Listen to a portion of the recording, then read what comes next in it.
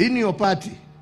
Hata tukiambiwa sijui tunaenda kwa zingine ati nakwambia jameni wa Kenya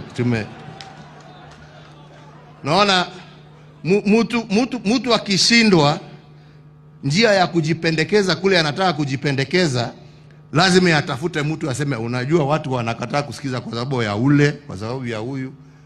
Toa hiyo fikira mbovu, kwenda ongea na wananchi. Unda na usimamishe chama chako. Kuwa na sera zako kama mwanaume, kama Cyrus. Sio kuzunga huko ukitoa mambo ya upuzi ambaye haipeleki nchi pahali. We want a united country. We want a vibrant democracy. And we want the will of the people to be that shall prevail. Ama ni namna gani wenzangu? Si ni namna hiyo? Kwa hivyo mimi sitaki kusema mengi, mnajua mimi ni mstaafu.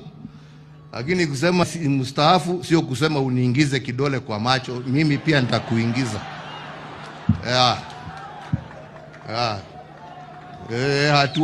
Hatuogopi la. Tuheshimiane. Si ni namna hiyo? Cyrus aliheshimu wote. Mimi na mheshimu, na heshimu chama chake, wale wengine wafanye hivyo. Hiyo ndio njia ya kujenga taifa letu, lakini sio siasa duni.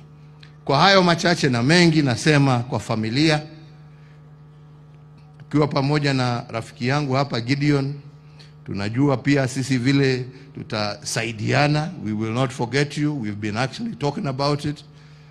Na tutajua hata sisi ni wapi ambapo tutaweza kusaidia na kuhakikisha ya kwamba tunasimama pamoja nanyi.